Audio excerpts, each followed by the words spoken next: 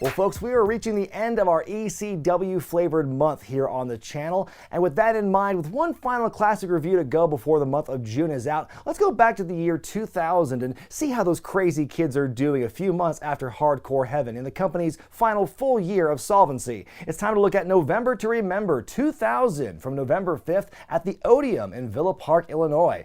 This show was nominated by Mr. Blah over on patreon.com/wrestlingwithregret. Folks, forget the hopeful optimism that I displayed 2 weeks ago in the Hardcore Heaven review, because whatever job they were doing to hide their deficiencies and to hide the fact the wheels were falling off this runaway train here, that job was not doing the job this time around. By November, even more stars are on their way out of the company or they're just flat out gone, whether it be due to WWF or WCW taking them, or in the case of guys like Rob Van Dam, just sitting out the rest of their contract because they're owed some serious money by Paul Heyman. So no RVD here, despite the chance you'll be hearing from crowd members tonight.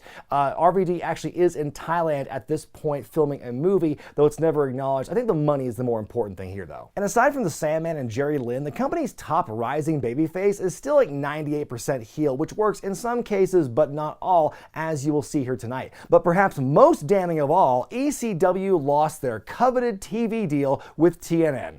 And I know it might come as a shock to many of you who've been following this story, since of course ECW has treated TNN with such kindness and such love in the course of their deal with them. But in all seriousness though, the show was canceled. The TNN show was canceled in early October, shortly after Anarchy Rules. For a brief period of time, the World Wrestling Federation and ECW shared a network together. Raw had just moved from the USA Network to TNN, and obviously it's clear, you know, what side TNN chose here. They went with the World Wrestling Federation, kicking ECW to the curb. So they still have hardcore TV, but that's not nearly as much coverage or range of viewership as the TNN show did. So no big stars, no TV deal, not a ton of promotion for this show, and almost zero money to go around. ECW, y'all. 4,600 people packed the Odeum, a $122,000 gate. Once again, no buy rate numbers for this show were ever made public, so those numbers I just gave you are all you're getting. We open the show with some promos. The new World Heavyweight Champion, Jerry Lynn, says if he has to walk through everyone else on the roster to prove he's the best, that's just fine. Jerry Lynn's going to keep his promise to be a fighting champion and show he's the ECW Heavyweight Champion of the world. I'm sorry. I just can't do it. That metal voice knocks me out every time. Just Incredible promises the ECW title's coming back home to him, and Francine reminds us that Justin needs to have the title back so they can bang again. Way to make the belt feel important. Here comes the Sandman, who says he's going to become a 4-time ECW champion because he's politically incorrect and proud of it. Would that be why you become a champion again? Steve Corino is about to go into his promo and Dawn Marie interrupts him. He says his piece, Corino leaves, then Victory and Dawn just have some more banter. Joey Styles and Joel Gertner intro the show in the ring, but Simon Diamond has a problem. He's looking for recognition around here in ECW. He takes credit for putting Tommy Dreamer out of wrestling for good, lol, and considers himself vastly underrated. Gertner says he puts him over all the time on commentary and loves everything about his gimmick, right on down to his ring name. Which unfortunately I can't remember right now since you're just some undercard jamoke.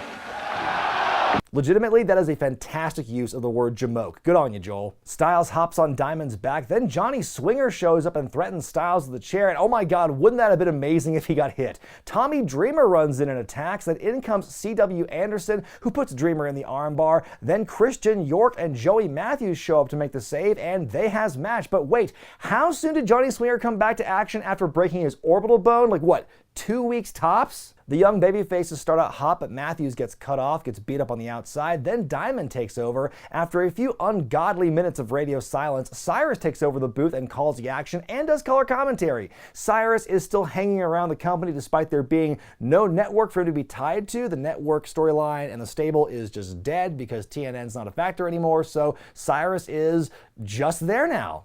Just because. Nice double team move by the heels onto Christian York on a chair. York and Matthews do have a chance, but C.W. Anderson with a well-timed spine buster as the referee is distracted. The problem solver to York, Simon and Johnny win the match. I give it 2.5 stars. It was a pretty decent opener. Had the match gone a bit longer, I probably would have given it a higher rating because I was liking most of what we were seeing here in the matchup. But I mean, it's still kind of remarkable that Swinger is even wrestling at all so soon after he broke his face in a matchup. So credit credit to Swinger for that one. Also, depending on what version of this show you are watching, you either hear Cyrus continue to do commentary over Swinger and Diamond's music, or we finally hear a dubbed Joey Styles enter the chat while the royalty-free music plays. Don't watch the show on Peacock if you can help it, kids. And speaking of kids, Kid Kash shows up and cleans house, jumps off the referee, then the ropes, a huge dive onto everyone. Then he wants a match with C.W. Anderson, and it's on. It's our second unscheduled match of the night, which is made even stranger. We consider the fact that C.W. Anderson was scheduled to face a returning Super Crazy on the show. Back and forth to start things off, Kash leaping to the outside, hitting the Hurricane Rana on the way out, vaulting over the barricade onto Anderson. Back in the ring, a double springboard flying, nothing is thwarted. Ferris wheel by CW. They go for some kind of arm maneuver, but they don't quite pull it off. They get the "you fucked up" chant. Back to the outside, CW hucks a chair at Kash's injured arm. Kash hits a chop that Cyrus calls a tit buster.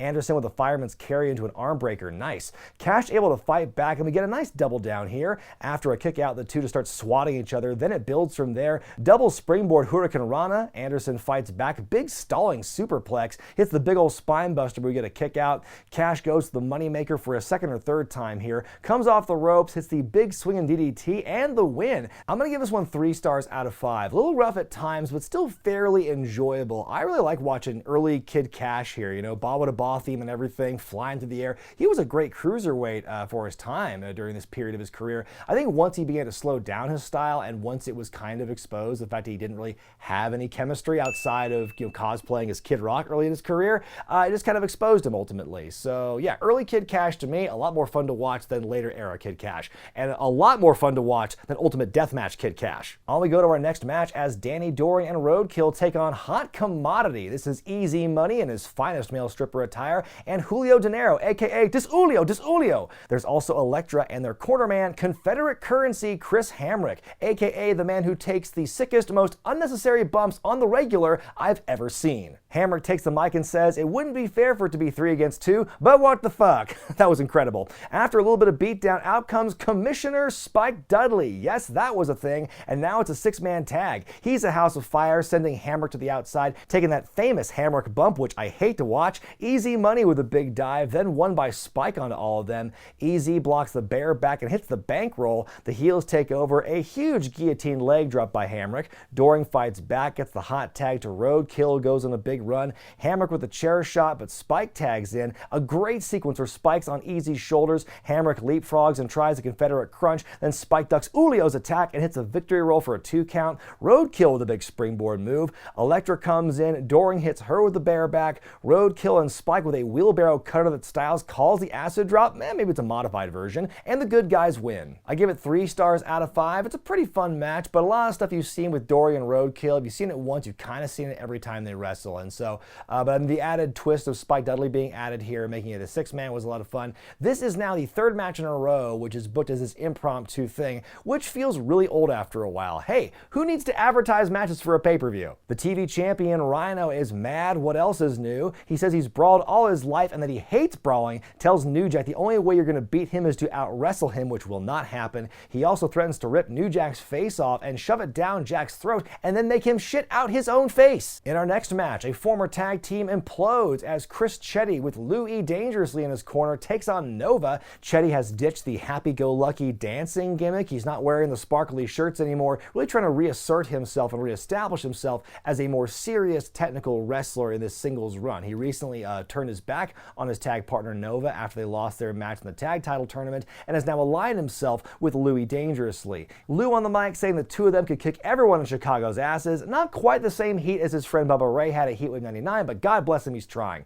Chetti says there's not enough room in ECW for he and Nova, ups the ante in their match and makes it a loser leaves ECW match. Another impromptu change to things. Nova starts out strong, throwing Chetti out of the ring, but then he whiffs it on the dive to the outside. Chetti rams headfirst into the guardrail and goes down for a bit to gig. Nova with the crossface chicken wing locked in, but gets backed into the ropes. Louie with the distraction, allowing Chris to take over. A lot of misdirection, leading to Chetti going back first into a chair, acting like his back is really messed up. That allows Dangerously to sneak in, hit a low blow. Nova is now bleeding too as Chetti continues his run. Nova goes to the spin doctor. Chetti using Novocaine on Nova himself. We get a 2 count. Nova starts going crazy, starts no-selling stuff, takes a big old chair dink but keeps coming back. Louie with yet another distraction action, taking a big drop kick to the back for his troubles. Nova with 2 pile drivers, goes for the powerbomb to finish the combo, but Louis decks him from behind with a cell phone. We get a 2 count. Louis again trying to interfere, but gets a chair kicked into his face. Nova with a super kryptonite crunch to win, and Chetti is gone from ECW. I'm going to give this one 3.5 stars out of 5. I think that all the different interference spots from Louis Dangerously almost worked against it. The story itself was there, but you walk that fine line where it becomes too excessive and really takes away from what's going on in the match itself. That being said, still a pretty fun match with some pretty innovative stuff throughout. Chetti was on his way out of the company, taking a developmental deal with the WWF, which explains why he lost here. I gotta say, it's been fun watching the shows during this time period to see Nova kind of in his prime. I remember like reading the message boards and everything and just hearing all the stories, just how awesome and different and innovative Nova was around this time, and getting to see him in his full display here. You know, his outfits are a bit copyright infringing heavy with the comic book stuff, but you know what? It's kind of par for the course these days. So in a way, I guess he was kind of an innovator in that respect too. But yeah, Nova was simply great around this time. So it boggles my mind the fact that WWE got Simon Dean out of him. New Jack cuts a promo in a utility closet, talks about his beef with Rhino and thinking of all the ways he can get back at him for putting him through a table, pulls out all the toys and describes in graphic detail all the things he wants to do to Rhino en route to becoming the new ECW TV champion. It's a Flaming Tables tag match next as the Baldies, Angel and Tony DeVito take on Balls Mahoney and Chilly Willy. Together they are Chilly Balls. I remember watching ECW around this time on TV, or at least before, you know, they lost the TNN deal, and never having remembered Chilly Willy up until watching it again for the purpose of this review. I'm like, this was somebody who did not have a place in the memory palace of my mind, let's just say. But he does have beef with the Baldies going into this thing, and, you know, this is apparently the story of his life. Balls Mahoney gets thrown through one too many flaming tables, and that's why this match is happening here tonight. Balls with some rough-looking chair shots on the Baldies to start things off. Brawling on the outside, Balls backdrops DeVito over the barricade, fighting in the crowd near the giant banner. A "we can't see shit" chant starts up. The lads all fight their way up a level, fighting through the audience, which is pretty funny. Willy suplexing Angel on the ramp, but gets laid the hell out with a stiff chair shot. A few minutes later, Angel powerbombing him onto a pair of chairs on the floor. Good lord, the new guy definitely taking his licks here. Balls crotches DeVito, joins him up there, and hits a nutcracker sweet. Cold Bill sets up a table in the ring. He and Balls spray lighter fluid all over it, lights it up. Angel gets powerbombed through it, and that's all she wrote. I give this one 2 stars out of 5. Everything except for that final spot with the flaming table, everything leading up to that was just a big protracted, you know, crowd brawl, which I believe there's like a ceiling as to how much enjoyment you can really get out of something like that. But I will give extra points for old Chill Will and how much he took the physical aspect of this match. He took like the most beating out of anyone in this thing. The ECW run would be the final, like the big thing that would happen in Chilly Willy's career. In early 2001, he would actually take a break from wrestling to enlist in the U.S. Army, and he served the Army for a few years before going back to the independents, where he would stay relatively active until the end of the 2000s. So good for him. Sinister, Minister, and Tajiri are backstage. They talk about what some folks in ECW should be thankful for this time of year. Tajiri explains what he's thankful for, which turns into a joke about Francine. Sandman says Tajiri and Whipwreck are going to regain the tag titles tonight. He calls the show a cornucopia of carnage and to let the feast begin. Then we see Mikey Whipwreck tied up with an apple in his mouth as the table in front of them is on fire. What an insane visual. I freaking loved these promos the three of them would do over the months. Sadly, Sandman would not be part of the show proper. Before the show aired, apparently he was messing around with like a fire-blowing gun that was going to be part of his entrance, but as he's playing with it before the show happens, there's a discharge or some kind of explosion, has to be hospitalized and get plastic surgery. They explain it off in the show after this promo here by saying, apparently the FBI got a hold of the Sinister Minister and did terrible things to him, like cutting off his fingers, kind of like playing into the whole FBI as part of the mafia thing. And that was just really pretty way of describing the way Sinister Minister was taken off TV. But they had to do it somehow. And with that out of the way, we go on to our next match. It's the ECW TV Championship as Rhino defends against New Jack, Passy and Mouth entering the ring. Rhino swings first but misses. New Jack ends up striking first, decks him with the Bears helmet, breaks a pool cue over his back. New Jack using his left signal as the sign tells him to do, Jack diving off the apron with the sign and clanks Rhino on the outside with it. More back and forth with the two in the ring. Rhino pulling the ref into the line of fire. He's taken out with the trash can shot. New Jack gets out the staple gun. Referee Danny Daniels gets in the way and he takes a staple to the head. Rhino going for a top rope splash but gets none of it. New Jack with the El Kabong, but Rhino is unfazed. He gores New Jack to the table in the corner, the cover, and the win to retain. I'm going to give this match 2 stars out of 5, which makes this, I think, the highest rated New Jack match in the history of the Classic Review here. You know, another big brawl, although I think this probably told a better story than the other big brawls we've seen New Jack have on TV and on pay-per-view as of late. I like the finish where Rhino just no-sells the guitar shot, just showing how much of a badass he is. I talked 2 weeks ago about how impressed I was and how in awe I was of Rhino during this time, and moments like that I think definitely cemented that vibe for me. It is weird to see New Jack in this mix. I think just the lack of other stars has kind of forced their hand, so to speak, to bring New Jack into actual wrestling matches, because he's wrestled like Just Incredible on TV, he's wrestling Rhino here, these like legitimate matches with people who aren't just bodies, like the Baldies, for example. So it's weird, it's a different vibe, haven't been used to it in a while, but like he does manage holding his own. Steve Corino and Jack Victory have snuck into the Sandman's locker room and are messing with all his stuff. Victory guards the wrong door though, and the Sandman catches them, and a fight ensues. What a babyface Corino is. It's time for the ECW Tag Team Championship match as Little Guido and Tony Mamaluke, the former Tony Marinero of WCW, defend against Mikey Whipwreck and Yoshihiro Tajiri, the Unholy Alliance. So for almost 5 months, the tag titles in ECW were inactive. As I mentioned in the Hardcore Heaven review, at SummerSlam, Just Incredible threw down the tag titles and there was nobody to claim them after he did that. So they held a very long tournament throughout the summer, which concluded in August. And at the Hammerstein Ballroom, Tajiri and Whipwreck won the belt in a 3-way dance, but the very next day, or 1 week later in TV time, Little Guido and Tony Mamaluke won the belts. Sinister Minister, as previously mentioned, is out of action for the aforementioned finger cutting / fire gun explosion. A whole bunch of nasty looking bumps in the early going here, but it does slow down. Tajiri and Guido with some nice looking exchanges. Sal goes to break up a pinfall, but splats his own man instead. By now, the injury to Mikey is too severe to keep going on, so he is stretchered out. Tajiri on his own for a moment until Super Crazy shows up. He is back for the first time in several months, not wrestling C.W. Anderson, goes on a big roll here. He and Tajiri just beat the hell out of the FBI for a couple of minutes, but then Mamaluke and Guido start attacking Tajiri's arm. Tajiri with the hot tag to Crazy, who's all over the place. He and Mamaluke go to the outside, and then Tony's launched into the first few rows. Sally Graziano joins the brawl. They make their way through the crowd. Eventually, Super Crazy just moonsaults off the balcony and falls presumably onto Sal below. An assisted bulldog on Tajiri to win and retain. I'm going to give it 2.5 stars out of 5. A little extra boost for the Super Crazy involvement here, and I think in hindsight, him being rebooked to join this match as opposed to wrestling C.W. Anderson was actually a smart move, because then you can kind of have this story that they tell at the end of the match here, where Tajiri and Super Crazy patch things up, and that begins their alliance alongside Mikey Whipwreck, and so they work together for several months after this. But I think there was a lot of things in this match that looked kind of rough. I'm guessing kayfabe injury to Whipwreck didn't look, it made everything else around it, the other rough moments in this match, look even rougher. And I think the finish kind of made the babyfaces look dumb, but that's my take on it at least. And Cyrus has a boner. Neat! It's now time for the main event, and for the first time, a double Jeopardy match for the ECW World Championship. How did we get here? Well, it begins all the way back at CyberSlam earlier in the year, when Just Incredible became a really bad world champion. I'm sorry, I had to say it. I tried to give it a chance, both at the time and then watching the stuff again for research for these videos, but I've never bought Just Incredible as a credible main event player, pardon the pun. It's just, he was put in a position where I think he was in a position to fail, because all these stars were leaving. He became the champion at a time of extreme duress when Mike Awesome had left and all this thing was in a scramble mode. He was still portrayed in that Impact player's mold. So when he went out on his own and there was never a proper blow-off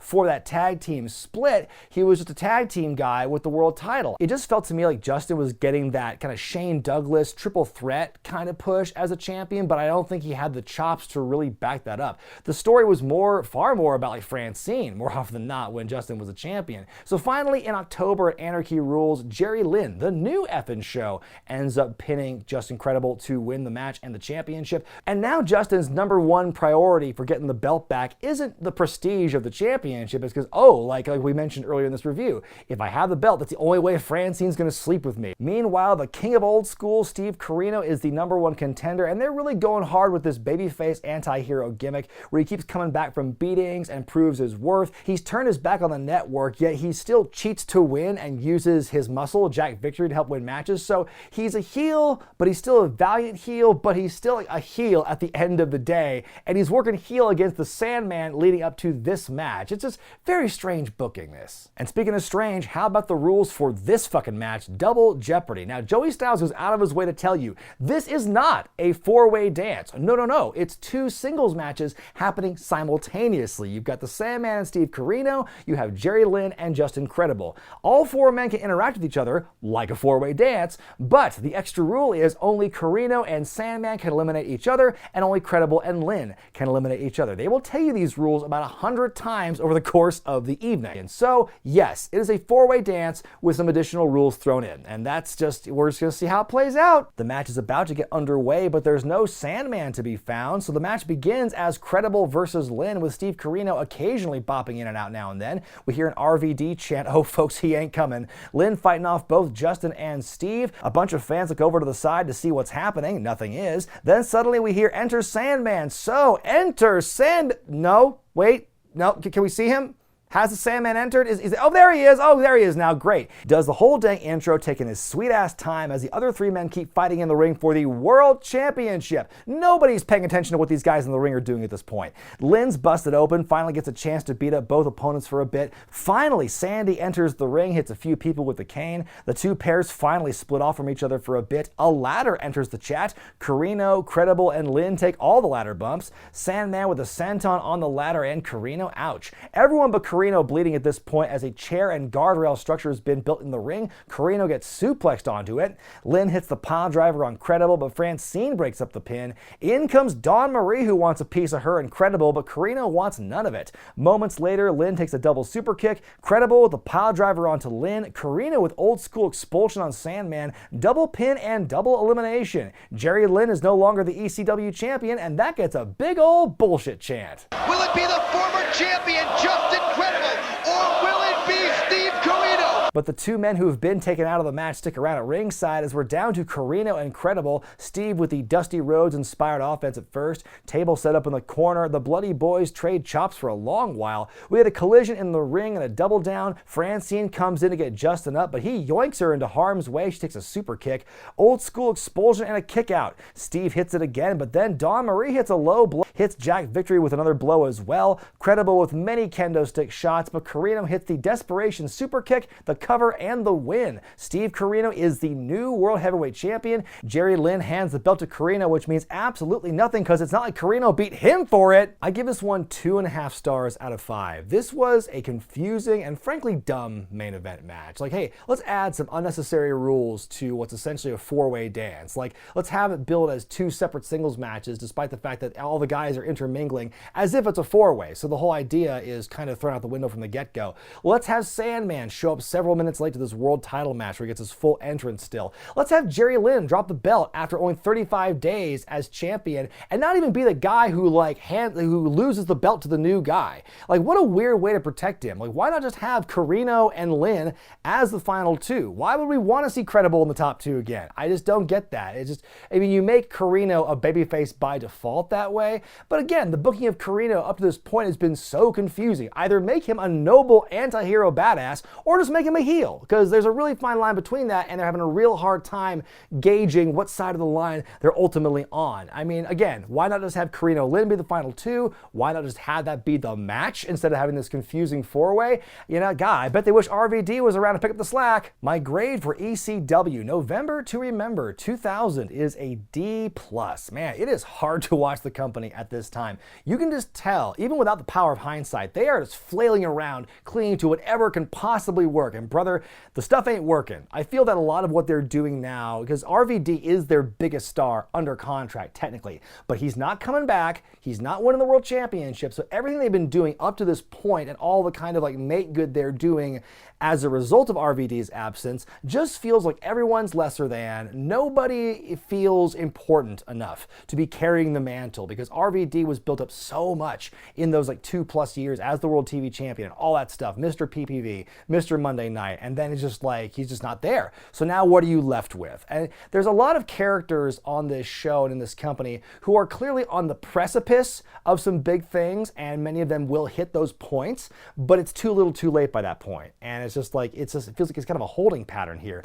This show, frankly, it felt like just the bad stuff of ECW kind of coming to the surface here. It was kind of boring, not that fun to watch by the end, sadly. A lot of the magic and the luster of what made ECW so special is just flat out gone by this point. And with that, I hope you enjoyed this little look back at ECW during the month of June here on the YouTube channel. It was fun to look back, especially at the year 2000, and also one of my favorite moments of this month was recapping Hardcore Homecoming, which not exactly ECW, but definitely ECW adjacent. Next month on the Classic Review segment, we are going to look at Great American Bashes through the years. That's going to be our theme for the Classic Reviews in the month of July. And in 2 weeks, it's a doozy, folks. It's the Great American Bash 1990. But until then, I'm Brian Zane, and I'll see you next time.